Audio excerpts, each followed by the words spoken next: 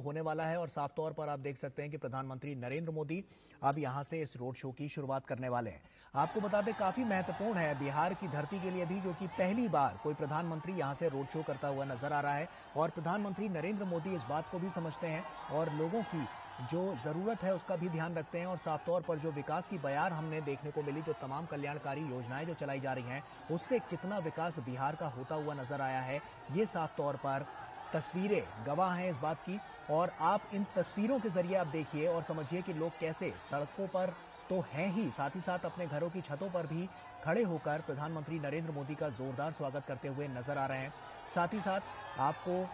बता दें कि आप देख सकते हैं यहाँ पर मुख्यमंत्री नीतीश कुमार भी साथ में हैं और साथ ही साथ पूर्व केंद्रीय मंत्री और यहाँ से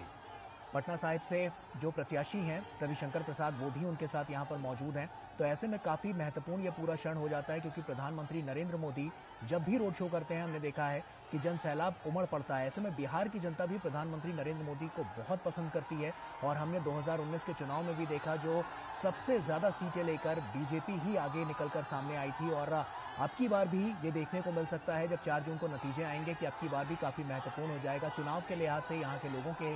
लिहाज से। और बिहार की जनता जिस तरह से हमने देखा कि लगातार जो अपने विकास की जो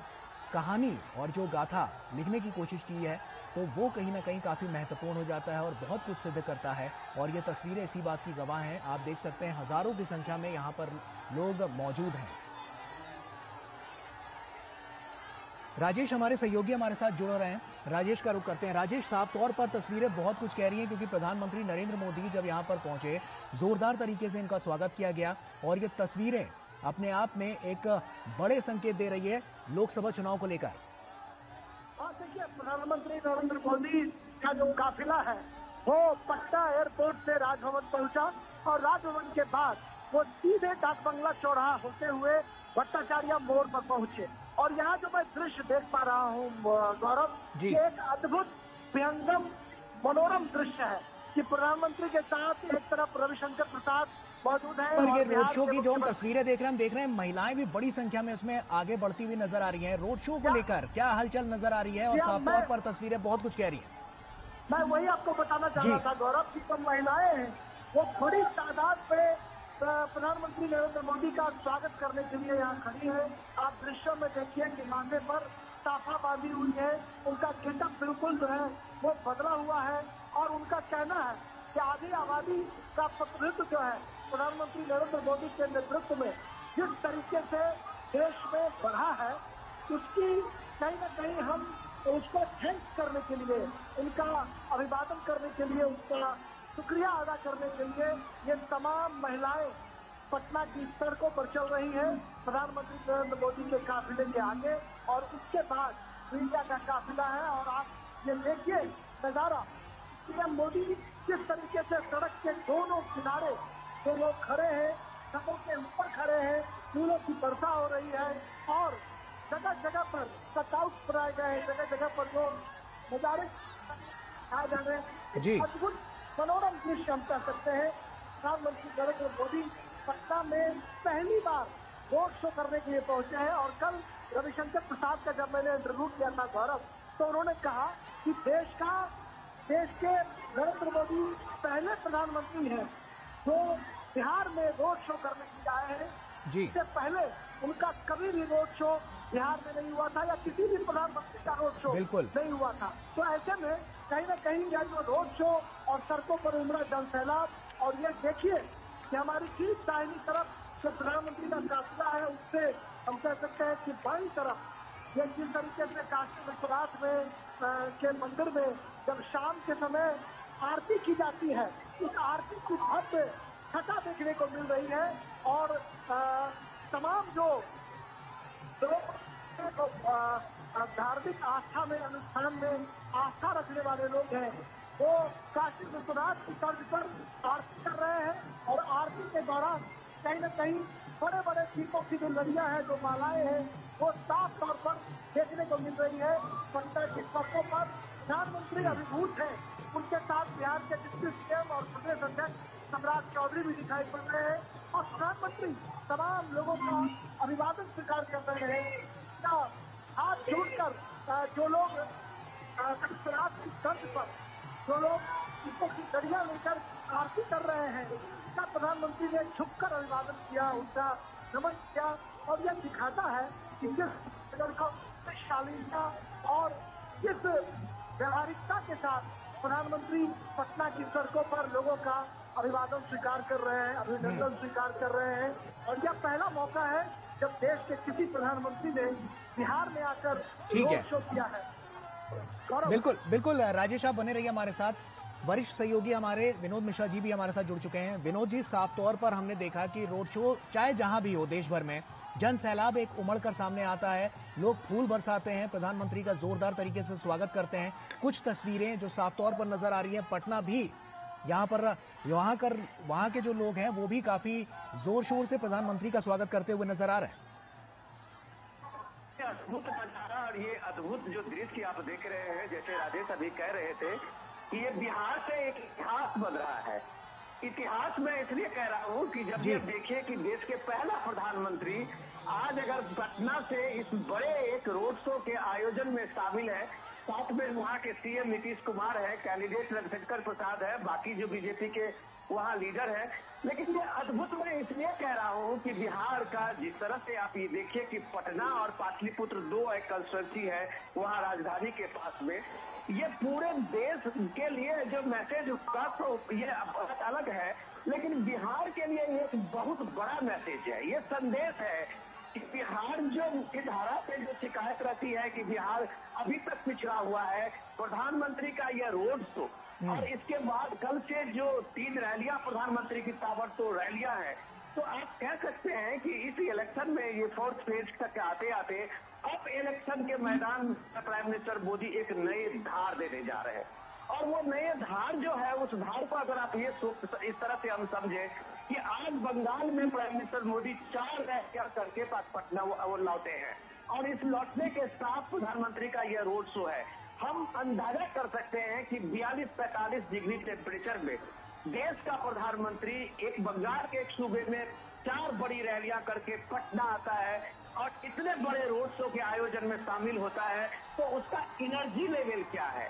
और जब हम उस एनर्जी के लेवल के साथ में बात करते हैं तो उसमें ये भी देखने की जरूरत होती है कि वो कमिटमेंट लेवल क्या है। और उस कमिटमेंट लेवल की बात जब आप देखते हैं, तब जब इस रोड शो के दोनों बगल खड़े हुए लोगों की उत्सुकता, लोगों की ये भीड़, लोगों की ये ललक, तब हमें पता चलता है कि प्राइम मिनिस्टर का ये कमिटमेंट, प्राइम मिनिस्टर की ये एनर्जी लेवल, ये सारा कुछ सब कुछ इसी लोगों के विश्वास में है, सब कुछ इसी लोगों के भरोसे में है, जो घरों के बालकनी में हो या जहां भी, जो देखिए ये छोटी छोटी सड़कें हैं जहाँ से ये सड़कों ये काफिला गुजर रहा है प्रधानमंत्री मोदी का, वो सड़कें छोटी है क्योंकि पुराना पटना का वो इलाका है और ठसाठस भरी हुई दोनों सड़कों के बीच से प्रधानमंत्री मोदी का ये काफिला निकल रहा है। तो आप यकीन कीजिए कि जो राजनीतिक दशा दिशा की जो चर्चाएं टीवी पे जो भी होती रही हो, पटना के मन में, बिहार के मन में क्या है, ये रोड शो बता रहा है। और रोड शो में आकुलता लोगों की और जो लोगों की ललक बता रही है कि देश के लिए लोग चुनाव चुनते हैं, राज्य के जो वहाँ की स्थानीय समस्याएं हैं वो किसी भी रूप में, कोई भी जाति कॉम्बिनेशन है वो देश के कॉम्बिनेशन के सामने में पीछे छूट जाता है। और वो जब नरेंद्र मोदी सामने में होता है तो लोगों के सामने में सिर्फ देश होता है। और ये इस भीड़ से, इस लोगों की ललक से इस रोड शो में बिहार से, पटना से ये साफ मैसेज है। बिल्कुल विनोद जी, 2019 में हमने देखा कि बीजेपी सबसे बड़ी पार्टी बनकर यहां पर उभरती हुई नजर आई थी और साफ तौर पर 17 सीटों पर काबिज हुई थी। अब की बार के जो आंकड़े हैं, क्योंकि जेडीयू भी साथ में आ रही है, तो कहीं ना कहीं कह सकते हैं कि अब की बार बड़ी बढ़त की ओर भारतीय जनता पार्टी और एनडीए गठबंधन बढ़ता हुआ दिखेगा। डेफिनेटली, अगर आप ये देखिए कि सबसे पहले जो मैंने बताया कि पटना में आप जो जमीनी सच्चाई है उसको समझना चाहिए। देखिए, प्रधानमंत्री मोदी का अभी तक ये तीसरे फेज के पूरा होने और चौथे फेज के कल इलेक्शन से पहले तक 82 रैलियां प्रधानमंत्री मोदी ने किया है देश के अलग अलग कोने में। और बिहार से लेकर बंगाल तक और दक्षिण के राज्यों में जो प्राइम मिनिस्टर मोदी की जब आप रैलियां देखते हैं, लोगों की वो भीड़ देखते हैं, तब हमें इस बात को यकीन करना पड़ता है गौरव कि जो भी आप वहाँ स्थानीय मुद्दों को लेके या स्थानीय बहस में जो भी कास्ट कम्युनिकेशन देते होंगे, राष्ट्र का मुद्दा, देश का मुद्दा अभी भी जानमानस में है। तो जब आप उमेश की बात कर रहे थे कि आप 2019 में भी देखिए यही कम्बिनेशन था, यही सारे मुद्दे लोकल लोगों के सामने में दिया गया था अलग अलग नैरेटिव्स में, लेकिन मुद्दा वही चला जो देश प्रथम, मुद्दा वही चला, मोदी का कोई विकल्प नहीं। मुद्दा इस बार भी 2024 में वही है कि मुद्दा सिर्फ मोदी और मोदी विरोध का है, तो सामने में लोगों के सामने में मोदी दिखता है। जो ये रोड शो में आप ये अभिवादन करते हुए, जो लोगों के मोबाइल से एक एक पल की तस्वीर उतारते हुए, लोगों की भीड़, लोगों की ललक देखते हुए ये बताते हैं, जब आप देखते हैं तो आप कहते हैं कि राजनीति में क्रांति की शुरुआत पटना से होती है। तो राजनीति में जो देश का ये आप मिजाज देखते हैं, उसकी शुरुआत ये पटना का ये रोड शो आप दिखा रहा है कि मोदी है तो मुमकिन है। बिल्कुल विनोद जी, आप बने रहिए हमारे साथ। राजेश हमारे सहयोगी हमारे साथ जुड़े हुए हैं। राजेश, हमने देखा कि बिहार में आप जगह जगह पर गए और तमाम क्षेत्रों को आपने कवर भी किया, तो ऐसे में तमाम क्षेत्रों की, अच्छा राजेश के पास हम जाएंगे, लेकिन ना विनोद जी आपसे मेरा एक सवाल ये भी है कि जैसे हम बिहार की राजनीति को जब समझने की कोशिश करते हैं तो काफी कुछ यहाँ पर आता है, तमाम समीकरण भी यहाँ पर बनते बिगड़ते हुए नजर आते हैं। ऐसे में अब की बार जो इंडी गठबंधन है वो आगे तो बढ़ता हुआ नजर आ रहा है, लेकिन जो साफ तौर पर एनडीए गठबंधन है वो ज्यादा मजबूती के साथ आगे आ रहा है, क्योंकि जेडीयू भी साथ में है और अब की बार जो सीटें हैं वो और ज्यादा आने की संभावना भी बनती जा रही है। विनोद जी, सबसे बड़ी बात है कि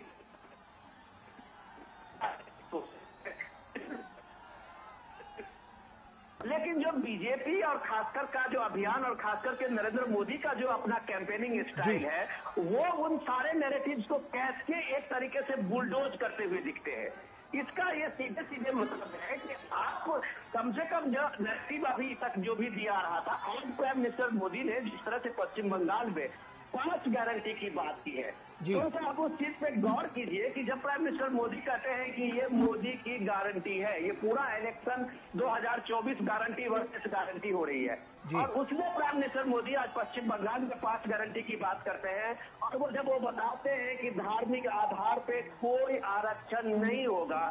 जब वो बताते हैं कि एसटी ओबीसी के एससी एसटी ओबीसी के आरक्षण में कोई भी कोई इसको छू नहीं सकता, इसमें कोई इसको छेड़ नहीं सकता, कोई जब ये बताते हैं कि कोई भी काम और धारा 370 के का जो फैसला है उसको नहीं सकता, जब वो बताते हैं अपनी गारंटी में कि सीए का कानून कोई नहीं उसको बदल सकता, तो इतने जो गारंटी है उस गारंटी के बाद जब लोग देखता है तो लोगों को लगता है ये मोदी है जो आजमाया हुआ है। उसको लगता है कि मोदी ने जो ये काम अपना जो भी चीजें आज तक किया है वो पूरा करके दिखाया है, और उसके कंपैरिजन में जब आप इतने सारे गारंटी 5 न्याय 25 गारंटी खटाखट इकोनॉमी वाली गारंटी कि आप सीधे सीधे किसी के अकाउंट में 1 लाख डाल देंगे, कोई कह रहा है कि हम आपको 2 करोड़ नौकरी दे देंगे,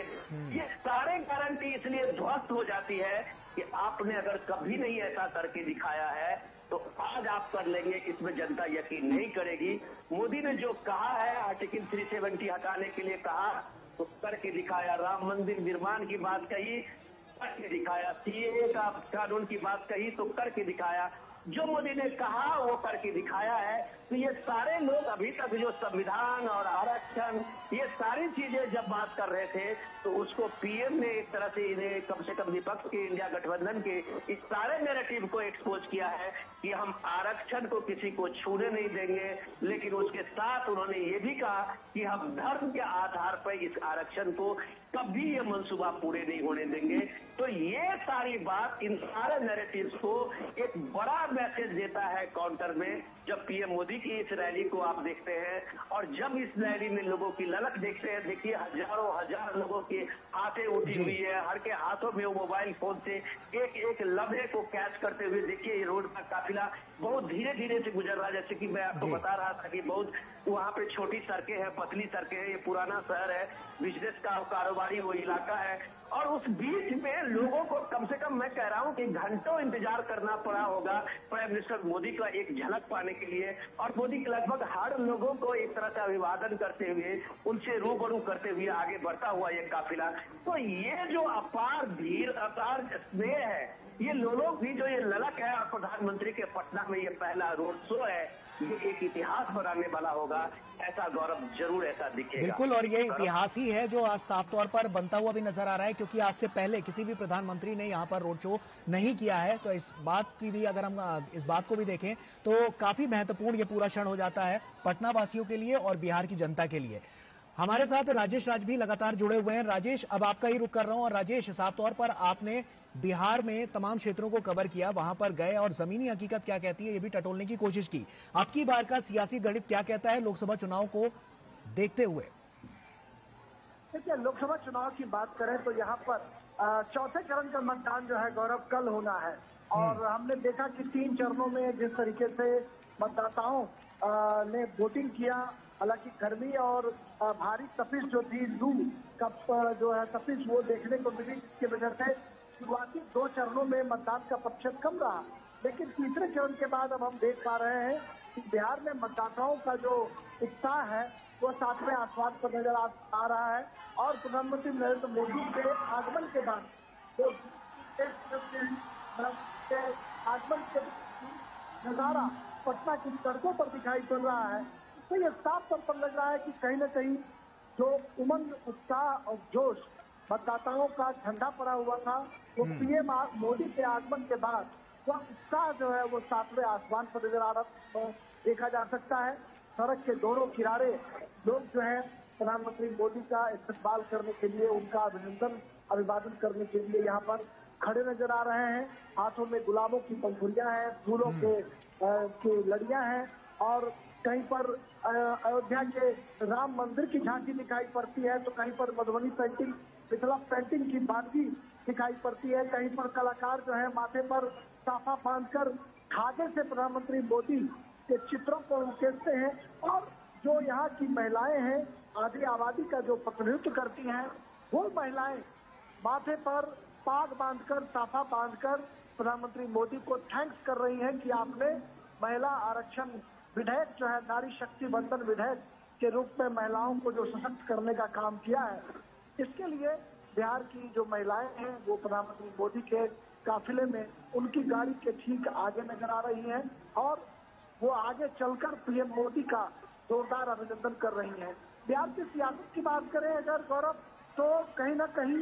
पूरी सियासत जो है यहाँ पर जाति और आरक्षण के इर्द गिर्द घूमती रही है। और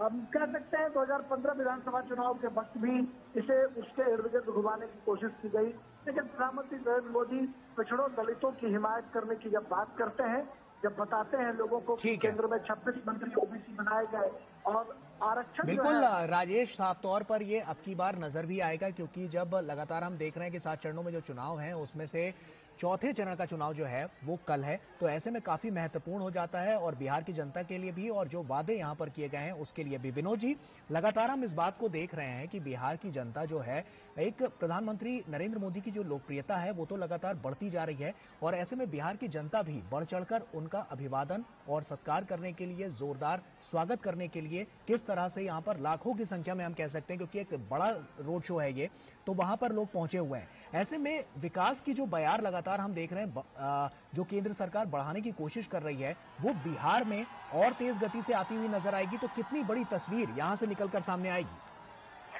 देखिए गौरव, आपने बहुत बढ़िया सवाल पूछा है कि पटना में पीएम का एक रोड शो का कुछ न कुछ तो मतलब जरूर होगा। और जब हम इस बात को देखते हैं कि पीएम का जिस रोड शो का मतलब क्या है, और जब पहली बार जब ये कहते हैं कि आजादी के बाद पहली बार देश का प्रधानमंत्री पटना में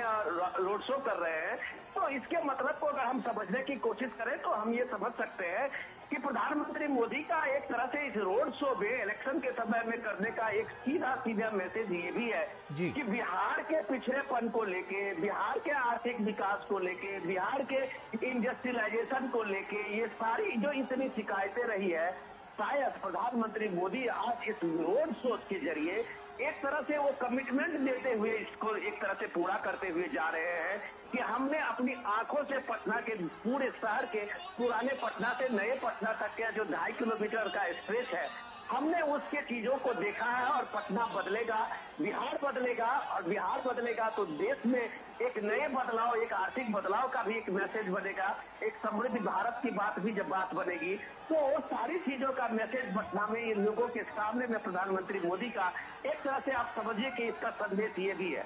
दूसरी बात, जब वो पॉलिटिकल बात आप कह रहे थे कि जिसमें राजनीति की और सियासत की बात इस रोड शो के जरिए हम देख रहे थे, तो हम बात राजेश की बात को आगे बढ़ाते हैं कि इसमें एक समझने की जरूरत है कि पिछले 30-40 साल से ये आरजेडी का पूरे की तरह से एक समाजवादी जो वहाँ एक धारा है उसका प्रभाव सिर्फ यही रहा है कि एक तबका जो मुस्लिम है उसको एक तरह से एक भ्रम डालना, उसको एक तरह से उत्पीड़न और उस तरह से एक विक्टिम का बना के एक तरह पॉलिटिकल एक गेमिंग हुई है, पोलराइजेशन की बात हुई है। यही पूरा पॉलिटिक्स अभी भी आरजेडी का है कि बीजेपी आ जाएगा, मोदी आ जाएंगे, ये सारी चीजें उनको ये बताया जाता है और यही नैरेटिव जो है ये पूरे देश में एक तरह से एक विक्टिम कार्ड एक तरह दिखाया जाता है और ये दिखाया जाता है कि मुसलमानों के साथ में कुछ भेदभाव हुआ है, मुसलमानों के साथ ये हुआ है। तो आज मैं देख रहा था कि जब पीएम मोदी अभी एक इंटरव्यू में, टेलीविजन के इंटरव्यू में इस चीज बता रहे थे और गौरव हम लोग अपने प्रोग्राम में इसकी चर्चा भी करते रहे हैं कि उसमें देखिए कि जो रिपोर्ट आई है 167 देशों की एक रिपोर्ट आई है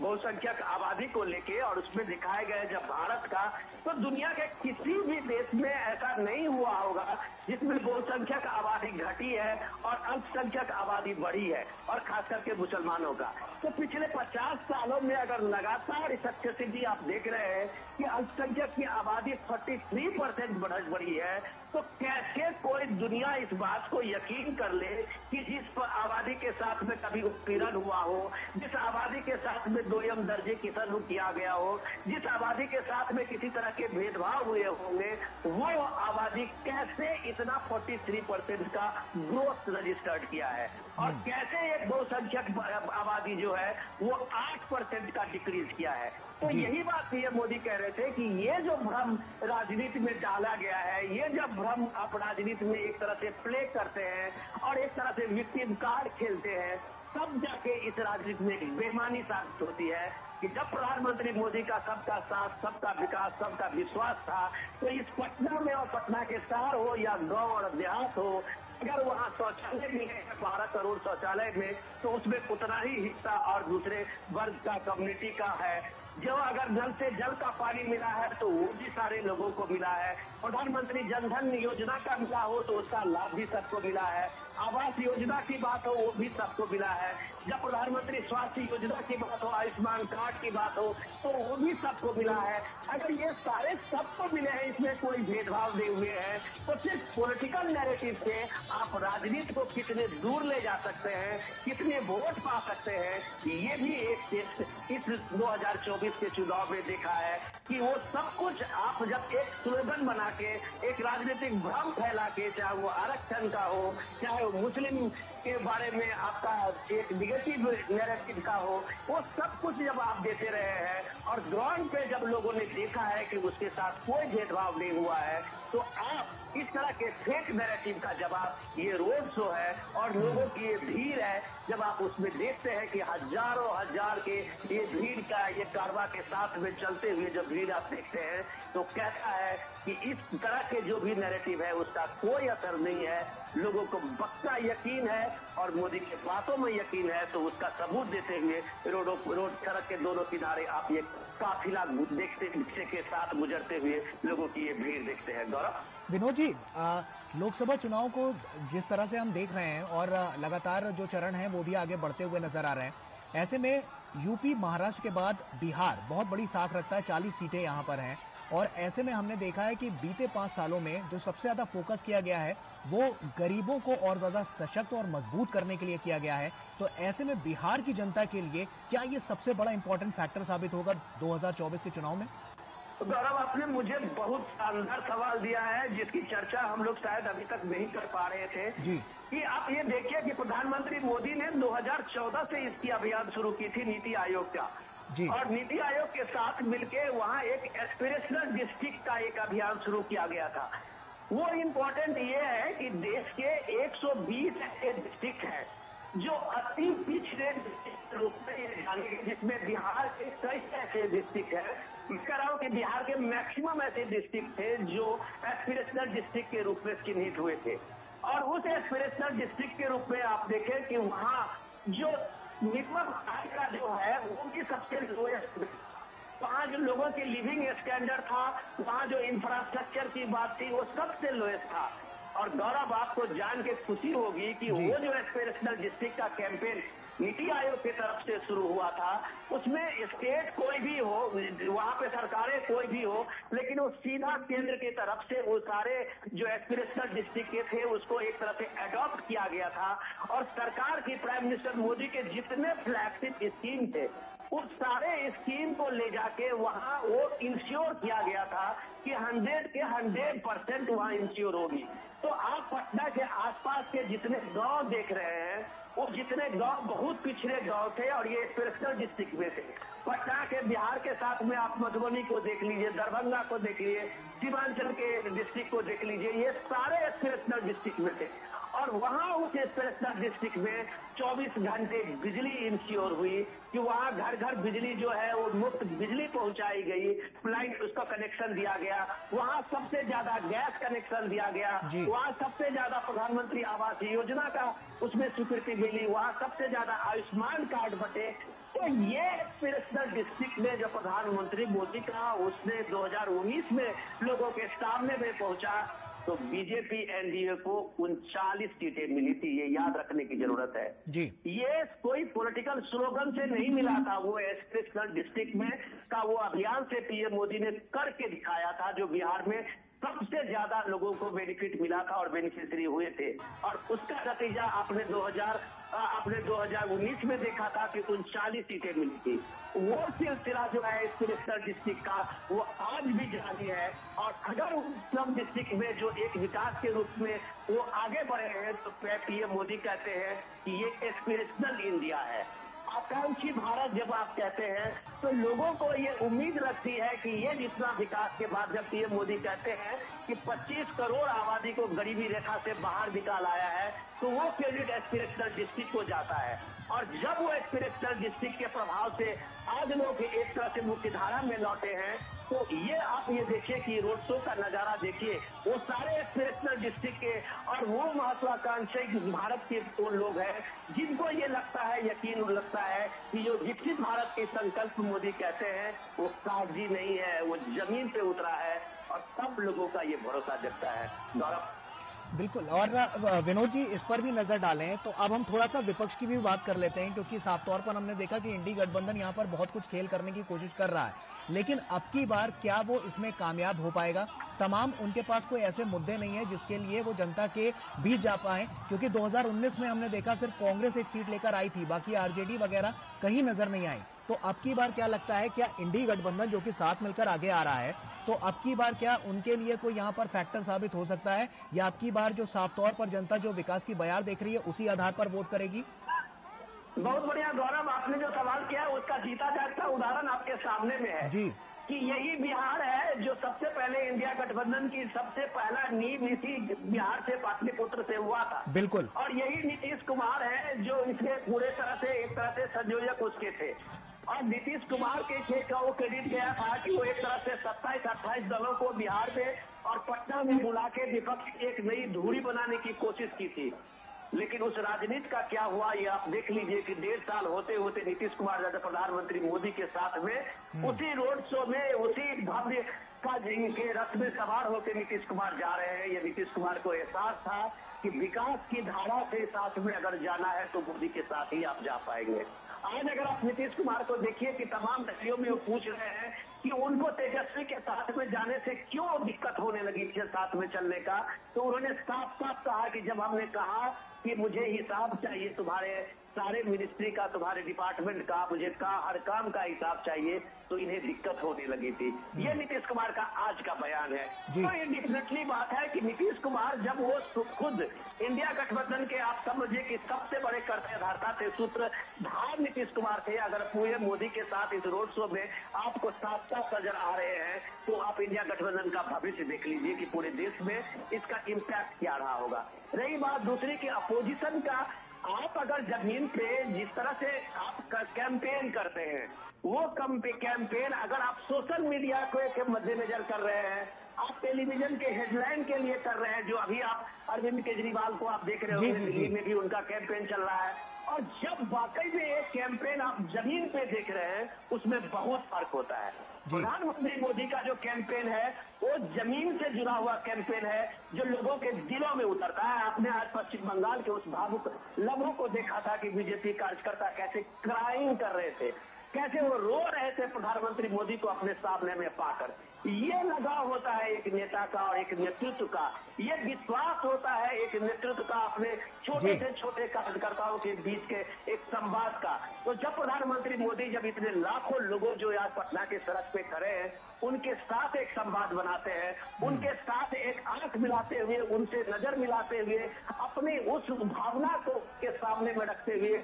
और लोगों की उस भावना को स्वीकार करते हुए जब आगे बढ़ते हैं, तो ये नैरेटिव काम करता है। आप अगर हेडलाइन के लिए जो नैरेटिव दिल्ली में लिया जा रहा है, जो नैरेटिव पे आप ये देख रहे हैं अलग अलग यूपी के और बिहार के मंचों पे आप देख रहे हैं, वो नैरेटिव आपको हेडलाइन दे सकता है, वो अखबारों में थोड़ी सी जगह दे सकता है। विनोद जी, वही तो तस्वीरों में भी नजर आ रहा है, जैसा कि हम देख पा रहे हैं लगातार जो कारवां है वो तो आगे बढ़ ही रहा है, लेकिन साफ तौर पर महिलाओं की भागीदारी और युवाओं की भागीदारी भी बहुत ज्यादा सुनिश्चित इसमें नजर आ रही है। महिलाएं जिस तरह से नाचती गाती नजर आ रही है, हमने देखा कि अगर हम बीते 5 सालों की और बीते 10 सालों की बात कर लें तो महिला सशक्तिकरण को लेकर, महिलाओं को सशक्त करने को लेकर लगातार सरकार की कवायद हमेशा कारगर साबित हुई है, क्योंकि इससे पहले की सरकारों में हमने ये चीज नहीं देखी थी। अब की बार युवा, गरीब, महिलाएं, इनको सबसे ज्यादा फोकस में रखा गया है।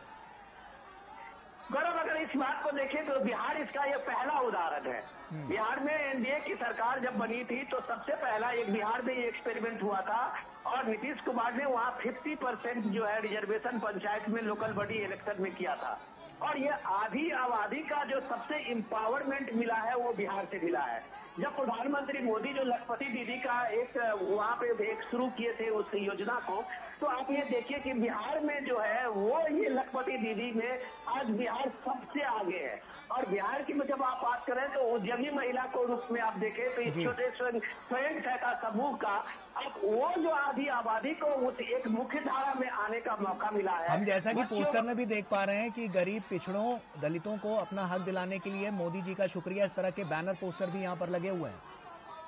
डेफिनेटली मैं वही कह रहा हूँ कि वो चीजें जो जमीन पे उतरते हुए लोगों ने देखा है कि उसमें एम्पावरमेंट की जब आप कहते हैं कि आधी आबादी का जो एम्पावरमेंट बिहार में है वो शायद दूसरे राज्यों की अपेक्षा में बिहार अभी काफी आगे है। और यही महिला सशक्तिकरण की बात जब से बिहार में एक सामने में आई है, फ्रंट फुट पे है, तो आप ये देखिए कि तमाम पॉलिटिकल डिस्कोर्स जो बिहार के थे वो सारे पीछे छूटते चले गए थे। ये पीछे इसलिए छूटते चले गए थे कि महिलाओं ने वहाँ लीड लिया था, और महिलाएं जब एक पॉलिटिकल इसमें नैरेटिव में लीड लेती है तब वहाँ का नैरेटिव जो है वो सारे फेक नैरेटिव खत्म हो जाते हैं। वो उसका उदाहरण भी बिहार है। तो ये देखिए कि ये प्राइम मिनिस्टर मोदी की जितनी योजनाएं हैं वो सारी योजनाएं सीधे महिलाओं को जोड़ा है, चाहे वो गैस कनेक्शन हो, उज्ज्वला स्कीम हो, चाहे प्रधानमंत्री का वो का स्कीम जो है जनधन स्कीम हो, चाहे प्रधानमंत्री का आप ये देखिए ये आवास योजना हो, ये सारे योजनाओं में जो घर की मालकिन है वो महिलाएं बनी है। चाहे आप प्रधानमंत्री का ये सफाई योजना में, स्वच्छ भारत अभियान का योजना में देखिए, तो ये सारी योजनाएं डेडिकेटेड टू वुमेन रही है। और ये 50% की जो आबादी है, ये बड़ी आबादी जो बिहार की है, उसको लगता है कि इस देश में पहली बार जब महिलाओं को लेके जो एक सेंसिटिविटी जिसको आप कहते हैं कि महिलाओं को क्या जरूरत है, इसका किसी ने ख्याल रखा है तो वो मोदी है। इसमें गैस कनेक्शन, उसके चूल्हे का भी इंतजाम रखा, उसके शौचालय की व्यवस्था भी रखी, उसके स्वास्थ्य की व्यवस्था भी रखी, उसके घर में बिजली और उसके सामने में इंफ्रास्ट्रक्चर रोड की व्यवस्था भी रखी। तो ये जो एक बार पहली बार देश आजादी के बाद अगर इस देश की मुख्य धारा और आधी आबादी का किसी भी नेता ने पहली बार अगर एक संजीदगी से सामने में रखा अपनी योजनाओं से, तो प्रधानमंत्री मोदी है। इसलिए इस देश के आधी आबादी के वोट के दर से उस सारे पॉलिटिकल नैरेटिव जब फेल होता है तब ये एक तरह का एजेंडा चलता है कि हम 5,000 देंगे, हम 2,000 देंगे, हम 1,000 देंगे। ये 1000 जो बरसता है वो इसी का डर है, जिसको लगता है कि प्रधानमंत्री मोदी ने एक तरह से अपनी आधी आबादी में जबरदस्त तरीके से अपनी जगह बनाई है, जो ये महिलाओं को आप सामने चलते हुए दिखते हैं। बिल्कुल विनोद जी, आप बने रहिए हमारे साथ। राजेश राज हमारे सहयोगी हमारे साथ जुड़े हुए हैं। राजेश, दूर दराज के इलाकों की जब हम बात करते हैं जहां पर पहले सुविधाएं नहीं पहुंच पाती थी, अब की बार क्या है वहां का समीकरण कि वहां तक जो तमाम केंद्र सरकार की योजनाएं, परियोजनाएं और जो लोगों तक पहुंचने की कवायद थी, वो अब की बार क्या कुछ कह रही है और कितना अंतर नजर आया और कितना वहां पर जो तस्वीर है वो बदलती हुई नजर आई है? देखिए, अगर तस्वीर की बात करें तो बिहार की तस्वीर कहीं ना कहीं बिल्कुल बदली हुई तस्वीर नजर आती है, इसलिए कि हम जब बात करते हैं राजेंद्र सेतु की, महात्मा या फिर वैसे ब्रिज जो बरसों से जर्जर पड़े हुए थे, जो पटना को उत्तर बिहार और दक्षिण बिहार से जोड़ नहीं पा रहे थे, तो ऐसे ब्रिज जो महात्मा गांधी सेतु ब्रिज है, जिससे कहीं ना कहीं मोतिहारी बेतिया वाल्मीकि नगर की दूरी जो है वो सिमट दी गई, वो सेतु का निर्माण कराया गया। राजेंद्र सेतु जो बेगूसराय, सिमरिया, मोकामा के इलाके में है, जिसपर राष्ट्रपति रामधारी सिंह दिनकर की भूमि पर, वहां पर 6 लेन पुल का निर्माण किया जा रहा है, डबल ब्रिज रेलवे का निर्माण कराया जा रहा है। सड़कों का जाल हम कह सकते हैं कि बिहार में 4 लेन के रूप में जो है वो बिक चुका है। तो ऐसे में जब हम विकास की अवधारणा की बात करते हैं तो कहीं ना कहीं बिहार उससे आगे बढ़ता हुआ दिखाई पड़ता है। एक जमाना था जब बिहार में कुछ पार्टियां वो सिर्फ दूसरे लहजे की बात करती थी, तो आज कम से कम प्रधानमंत्री मोदी की वजह से एक एजेंडा जरूर सेट हुआ है कि सत्ता और विपक्ष दोनों जो है वो विकास की बात कर रहे हैं। विकास बनाम विकास की लड़ाई जो है वो बिहार में दिखाई पड़ रही है। एक तरफ अगर प्रधानमंत्री नरेंद्र मोदी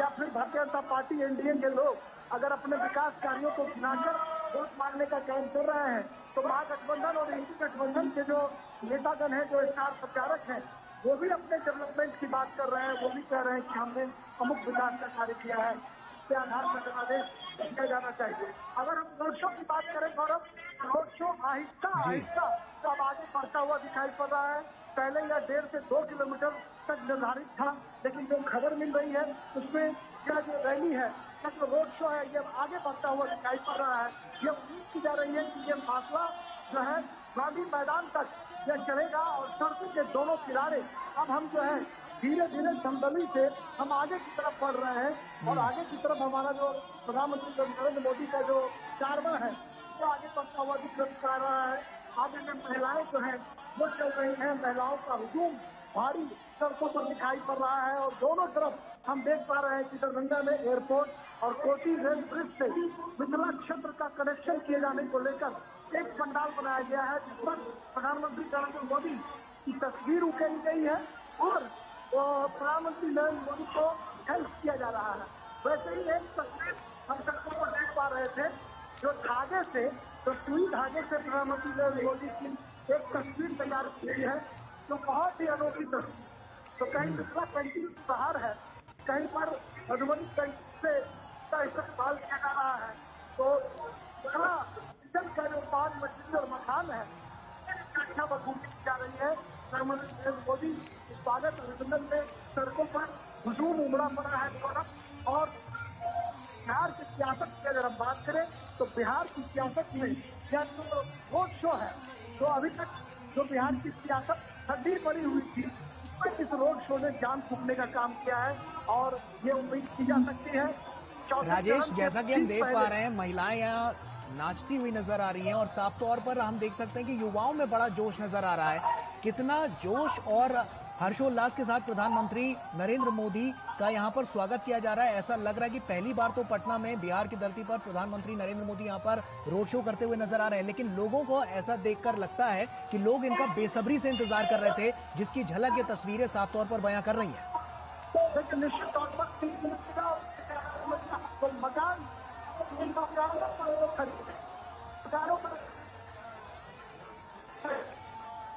दोनों तरफ चलिए राजेश, आप बने रहिए हमारे साथ। विनोद जी का रुख करते हैं। विनोद जी, हम साफ तौर पर देख रहे हैं कि जिस तरह से जो युवा हैं और जो तमाम यहाँ जनसैलाब नजर आ रहा है, आज का दृश्य तो बिल्कुल अद्भुत नजर आता है, क्योंकि चाहे घरों की छतों पर आप देख लें, खिड़कियों पर देख लें, दरवाजों पर देख लें, उसके बाद जो रोड है, सड़क है, वहां पर देख लें, लगातार हम देख रहे हैं कि जनसैलाब नजर आ रहा है और लोग नाचते गाते हुए नजर आ रहे हैं प्रधानमंत्री के इस स्वागत के लिए। ऐसे में प्रधानमंत्री को अपने बीच पाकर कहीं ना कहीं एक उम्मीद की जो किरण है वो एक बार फिर से उजागर होती हुई नजर आ रही है कि जो भरोसा था वो सही था और आने वाले समय पर और ज्यादा भरोसा करेंगे। आम चुनाव के बाद तो और ज्यादा यहाँ पर जो विकास की बयार है वो बहती हुई नजर आएगी। विनोद जी, लगता है कि एक बातें तो छूट रही थी जो बहुत महत्वपूर्ण चीज जी थी। जी वो महत्वपूर्ण ये है कि आप रविशंकर प्रसाद को देखते हैं प्रधानमंत्री के इस रोड शो में साथ में, और रविशंकर प्रसाद रामलला विराजमान के वकील रहे हैं। और रामलला विराजमान के वकील मैं इसलिए कह रहा हूँ कि राम मंदिर अभियान की बात जब आप कहते हैं, उस संघर्ष की बात कहते हैं, तो रविशंकर प्रसाद उसके पहले वकील वही थे। अब बीजेपी में उसके बाद वो मंत्री भी बने हैं, बहुत कद्दावर नेता भी है, लेकिन उनकी पहचान वो राम मंदिर के साथ में है जी। तो रामलला के विराजमान को प्राण प्रतिष्ठा के बाद, अयोध्या में राम मंदिर बनने के बाद, अब सोचिए कि उस बिहार में उसका किस तरह का एक बना होगा। जी। आप ये सोचिए कि बिहार में जिस तरह जब वहाँ के कार सेवा की बात हो रही थी, अयोध्या में जिस तरह राम मंदिर का उस समय में संघर्ष चल रहा था, तो सबसे पहला वो बिहार के ही था अभियान की शुरुआत करने वाला, और उस अभियान की शुरुआत बिहार से ही हुई थी, सीतामढ़ी से। ये जानकी की भूमि भी है, तो जब ये सीता की भूमि से अगर इसकी एक शुरुआत हुई थी राम मंदिर निर्माण की और राम मंदिर संघर्ष अभियान की जब शुरुआत हुई थी, तो उसकी शुरुआत भी बिहार से हुई थी। आज उसके सामने में अयोध्या में भव्य राम मंदिर का निर्माण हुआ है, उसकी प्राण प्रतिष्ठा हुई है, तो आप सोचिए कि बिहार के किसी भी घर से शायद ही कोई बाकी रहा होगा जो कोई अभी पहुंचा नहीं होगा उस राम मंदिर के दर्शन में और उस अयोध्या के उस भव्य अयोध्या, दिव्य अयोध्या को देखने के लिए। और जब वो वापस आया होगा तो आप सोचिए कि कितने लोगों के बीच में उसकी भव्यता और राम मंदिर के निर्माण से लेके और राम लला के विराजमान के वहां पे होने की वो बातें बताई होगी। तो इस रोड शो में जो आप भीड़ देख रहे हैं, ये उत्सुकता देख रहे हैं, वो राम मंदिर निर्माण का भी है। वो आप जो भव्यता देख रहे हैं वो राम मंदिर के प्राण प्रतिष्ठा का भी है। वो जब आप भव्यता देख रहे हैं तो उस आयोजन में उस 500 साल के संघर्ष की गाथा भी है, जो एक तरह से एक नॉलेजमेंट है। वो जब आप इस तरह की लोगों की वो ललक देख रहे हैं तो पटना गवाह है उस संघर्ष का। पटना गवाह है भारत में अपने प्राचीन सांस्कृतिक धरोहर की स्थापना का एक मूल स्वरूप में लाने का। तो ये सारी चीजें आप देख रहे हैं। जब पटना में प्रधानमंत्री मोदी गुजर रहे हैं तो थोड़ा सा इसका इतिहास जाने तो आप ये देखिए कि आजादी के बाद एक दो बार सीपीएम के और कम्युनिस्ट पार्टी के नेता यहाँ पे प्रधानमंत्री लोकसभा का नेतृत्व किए थे, लेकिन लगातार वहाँ बीजेपी का और जनसंघ का यहाँ पे एक मजबूत पकड़ रही है, और उस पकड़ को वहाँ लोगों ने बना के रखा है। अभी भी बिहार में अगर आप कहें तो पाटलिपुत्र और पटना साहिब का जो इलाका है उसमें भारतीय जनता पार्टी की अच्छी पकड़ है। सुशील मोदी को हम लोग अभी नहीं भूले होंगे। सुशील मोदी भी वहाँ एक बड़े लीडर वहाँ एक तरह से हुआ करते थे और काफी उनकी अच्छी पहुंच बनी रहती थी, लोगों के साथ जनसंपर्क था। तो ये सारी चीजें आप देखते हैं तो ये भी हमें याद रखना चाहिए कि बिहार में आप राम मंदिर का उस चीज को, राम मंदिर प्राण प्रतिष्ठा का उस भव्य स्वागत का उस चीज को भी आप नजरअंदाज नहीं कर सकते हैं। बिहार में विकास एक साथ में है, लेकिन बिहार में दूसरा मुद्दा जो है वो राम मंदिर भी है, जो लोगों के प्रत्यक्ष सामने में है। लोग वहां जा रहे हैं, प्राण प्रतिष्ठा के समारोह में शामिल हुए हैं। कामेश्वर चौपाल भी उसी बिहार से है, जो एक दलित है, जिनका जो स्थापना में, शिलान्यास में उनकी भूमिका रही थी। तो सब कुछ है। बिहार सिर्फ राम मंदिर सिर्फ एक यूपी का कनेक्शन नहीं है, उससे बड़ा कनेक्शन बिहार से है, जो बिहार में उसकी भागीदारी है साधुओं का, संतों का, लोगों का, कार सेवकों का, नेताओं का, वकीलों का।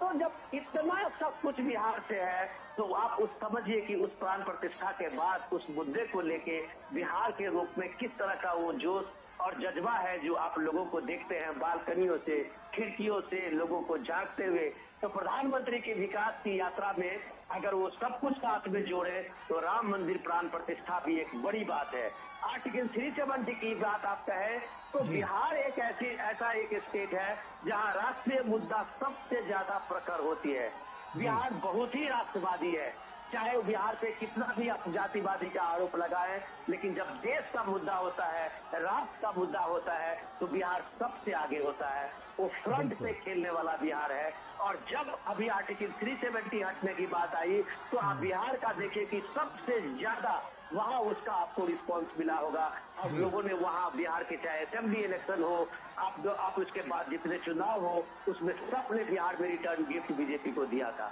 तो ये ऐसा नहीं है कि बिहार को जिस तरह से बदनाम किया जाता है जाति के नाम पे, बिहार को जिस तरह से बदनाम किया जाता है अन्य और चीजों के नाम पे,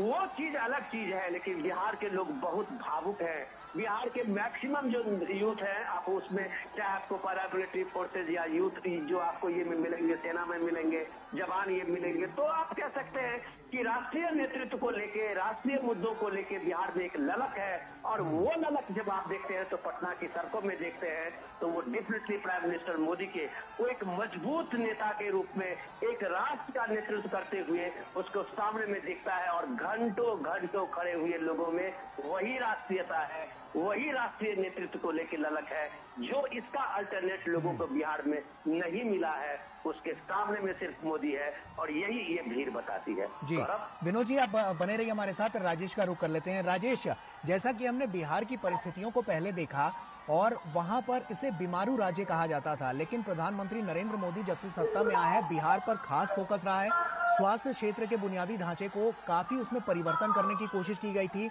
अब की बार के चुनाव में ये कितना बड़ा फैक्टर है और बिहार के आज स्वास्थ्य की बात करें तो कितना बड़ा परिवर्तन वहां पर नजर आया है? लेकिन मैंने आपको पहले भी कहा गौरव कि बिहार में चाहे रेलवेज की बात करें, रोडवेज की बात करें, हाईवेज की बात करें या फिर वाटरवेज की बात करें, इन तमाम क्षेत्रों में बिहार में कई तरह के काम हुए हैं। सिमरिया बेगूसराय में आप देखें, नितिन गडकरी जो राष्ट्रीय राजमार्ग मंत्री हैं वो पहुंचे थे, उन्होंने वहां पर। राजेश, ये भी चाहूंगा कि आप साथ ही साथ ये भी बताएं कि ये जो आज का रोड शो है वो किन किन जगहों से होते हुए गुजर रहा है और क्या क्या इम्पोर्टेंट फैक्टर्स रहने वाले हैं। मैं तो आपको रोड शो की व्याख्या ही शुरू से कर रहा था गौरव, लेकिन मैं समझ पा रहा हूँ कि रोड शो जो निर्धारित जो स्थल था वहां से अब आगे बढ़ रहा है। मैंने आपको पहले भी बताया था कि 1.2 किलोमीटर जो है वो निर्धारित किया गया था, लेकिन भीड़ को देखते हुए, जो भीड़ का अभिवादन और अभिनंदन का जो जज्बा है उसको देखते हुए प्रधानमंत्री नरेंद्र मोदी का काफिला निर्धारित स्थल जो ठाकुरबाड़ी मोड़ था वहां से अब नाला रोड होते हुए गांधी मैदान की तरफ जो है आगे बढ़ चला है। और एक लंबा रोड शो काफिला डाकबंगला चौराहे से भट्टाचार्य मोड़, उसके बाद फिर मुहानी दलदली होते हुए नाला रोड होते हुए अब ये जो काफिला है ये धीरे धीरे हम कह सकते हैं कि गांधी मैदान की तरफ बढ़ रहा है। जो 1.2 किलोमीटर का जो फासला था गौरव, वह आप तकरीबन 3.5 किलोमीटर से ज्यादा का तय करेगा यह रोड शो। और प्रधानमंत्री नरेंद्र मोदी को देखने के लिए सड़क के दोनों किनारे जो पलक पावड़े बिछाए हुए लोग हैं इनका एक खूबसूरत सारा कहते हैं। और मैं उनसे आपको बिल्कुल सजीव दिखाना और बताना चाह रहा था कि कहीं ना कहीं सर हाथों में मोबाइल लिए हुए उनकी एक तस्वीर को कैद करने के लिए हर उम्र वर्ग की, चाहे वो लड़कियां हो, बच्चे हो, नौजवान हो, बूढ़ी माताएं हो, बुजुर्ग चाचा हो, ये तमाम लोग उनकी एक झलक पाने के लिए हाथों में मोबाइल लेकर उस दृश्य को, खूबसूरत विहंगम को मोबाइल में कैद करना चाहते हैं, जो कहीं न कहीं बिहार में सियासत से अलग एक सामंजस्य जो है वह दिखाकर कर रहा है कि सियासत चाहे जो भी हो, लेकिन जो सामंजस्य है, जो शालीनता है, जो विनम्रता है, बिहार में किस तरीके से लोग यहाँ पर अपने देश के नेता, देश के प्रधानमंत्री को देखने, सुनने, उनका अभिनंदन करने के लिए खड़े हुए हैं, यह दिखाता है कि वाकई बिहार जो है वो लोकतंत्र की जननी है। बिहार का वैशाली हिंदुस्तान लोकतंत्र की जननी है, दुनिया भर के मुल्क के लोगों की जननी है। और प्रधानमंत्री हमेशा जब बिहार आते हैं तो भिखारी ठाकुर को नमन करते हैं, कर्पूरी ठाकुर को नमन करते हैं, वो चंद्रगुप्त बुद्ध और महावीर के बिहार का जिक्र करते हैं, आर्यभट्ट के बिहार का जिक्र करते हैं, और कहीं ना कहीं जो जयप्रकाश नारायण का जो बिहार है उसका वो जिक्र करते हैं, उनको भी नमन करते हैं। तो कहीं ना कहीं बिहार का जो गौरवशाली अतीत है,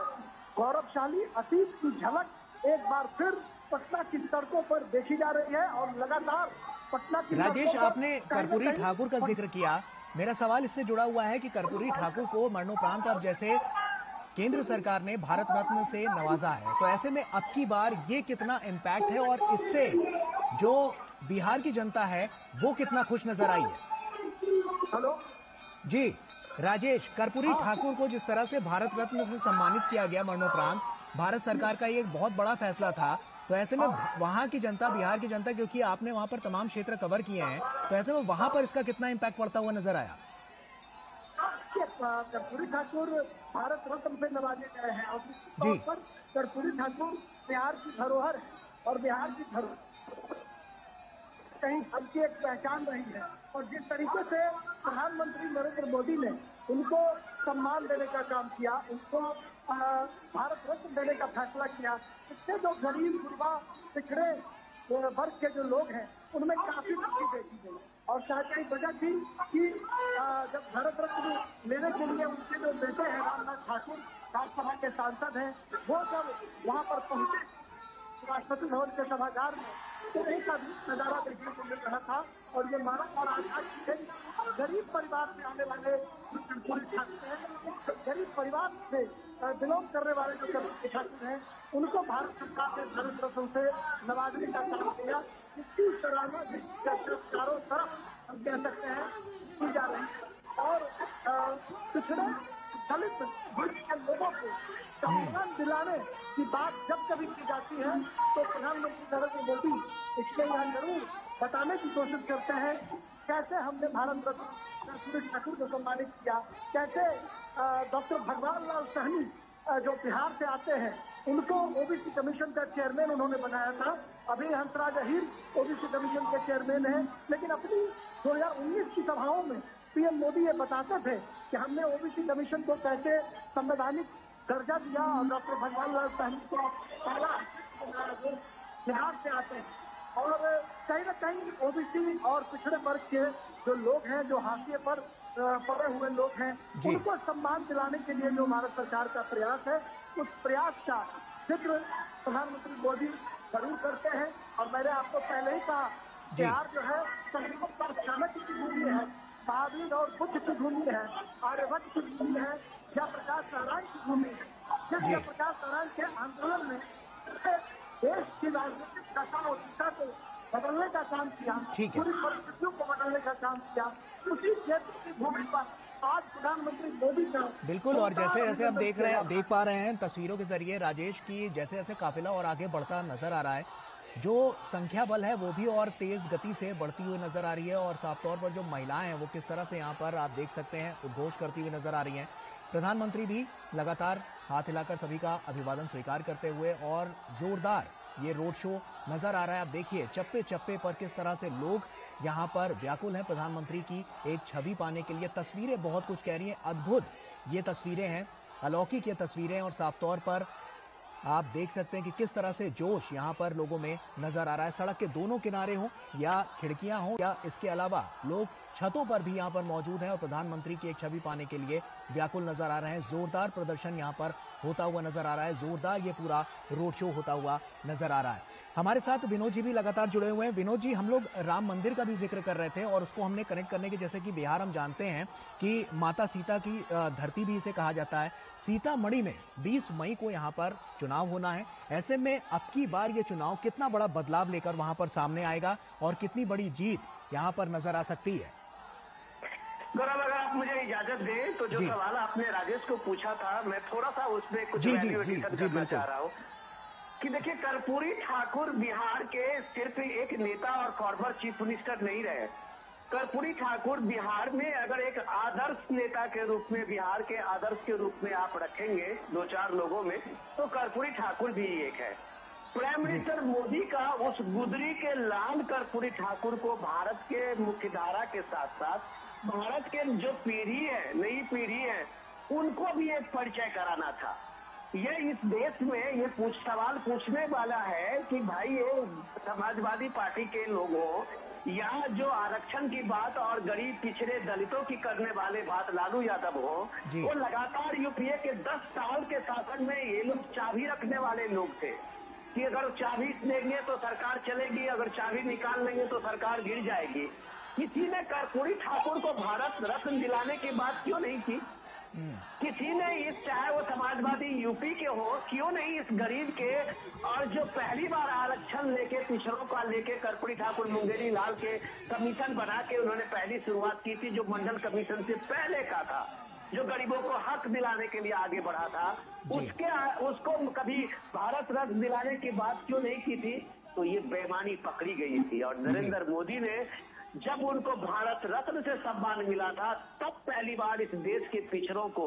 उस दलितों का एक स्वाभिमान का एक जवाब उसको ये मिला था कि उसके कर्पूरी ठाकुर उस गुदरी के लाल को भी देश ने सम्मानित किया है, देश ने उसको रिकॉग्नाइज किया है उनके मरने के बाद भी। तो ये बड़ी बात थी। वो कर्पूरी ठाकुर की बिहार में शख्सियत थी कि आज अगर लालू यादव जो अपना एक परिवार चला रहे हैं, वो कर्पूरी ठाकुर उनसे पहले 2 बार चीफ मिनिस्टर हुए थे और अपने परिवार के किसी व्यक्ति को राजनीति में आने नहीं दिया था। वो कर्पूरी ठाकुर थे जो उसी समस्तीपुर से आते हैं, जो कर्पूरी ठाकुर थे जो अपने लिए एक घर नहीं बना पाए। वो अपने मरने के बाद भी उनका झोपड़ी का एक घर रहा। और आज आलिशान बंगले लगभग हर मेट्रो में लोगों के पाए जाते हैं, नेताओं के पाए जाते हैं, समाजवादियों के पाए जाते हैं। तो उन सारे समाजवादियों के लिए कर्पूरी ठाकुर वो आदर्श है, वो मॉडल है। तो उस मॉडल को नरेंद्र मोदी ने भारत रत्न दिया था, जो देश को एक गौरव करने की बात थी कि हमारे देश में एक गुदरी के लाल भी हुए हैं,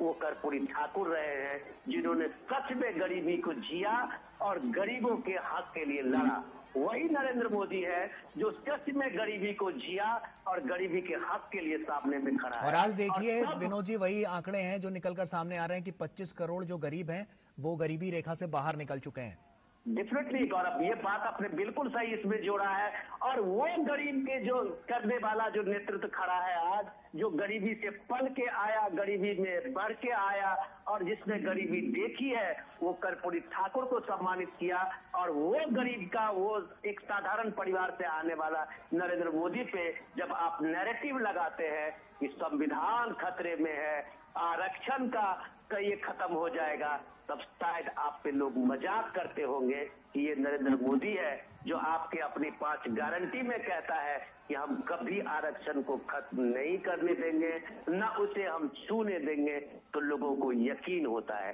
ये बात मैं इसलिए जोड़ता हूँ। दूसरा सवाल पे आपका सीतामढ़ी पे आता हूँ कि देखिए ये मिथिला का भी ये पूरा सीतामढ़ी से लेकर नेपाल का उत्तराई क्षेत्र रहा है, जहाँ जानकी का नाम से ही लोग अपने को एक पहचान जोड़ते हैं। हम जब कहते हैं कि हम राजा जनक के उस भूमि से आते हैं, तो हमारी एक पहचान मिथिला और जानकी से होती है। और जब उस पहचान से होती है और जब प्रभु राम की अयोध्या में आज विराजमान होती है, भारत का वो सत्य जगह है, भारत का जब वो पुरुषत्व जगह है, तो मिथिला और वो सीतामढ़ी किस तरह से पीछे रह जाएगी। तो ये सोचने की बात है कि राम मंदिर के वहाँ प्राण प्रतिष्ठा रामलला के आने के बाद इन सारे इलाकों में एक जो चेतना जगी है। अब आप देखिए कि सीतामढ़ी में जानकी का भी मंदिर की शुरुआत होने लगी है और वो लगभग पंडोरा धाम, ऐसा कहा जाता है कि वहाँ शुरुआत लगभग हो चुकी है। तो भारत ने अपने सनातन ने अपने पुराने उस स्वरूप को अब पाने लगा है, लोगों में एक गर्व की अनुभूति होने लगी है। तो ये सारी चीजें जब होती है ना, तब पता चलता है कि एक सांस्कृतिक चेतना का जब एक स्वरूप इस दौर में बन के आया है, तो उसके प्रतीक नरेंद्र मोदी है जो विकास के साथ में विरासत को भी संभालना जानते हैं। इसीलिए और राम मंदिर भी है। बिल्कुल विनोद जी, यही तो विकास के साथ साथ विरासत को जो संभालने की कवायद है, वही हम देख रहे हैं कि लगातार और बढ़ती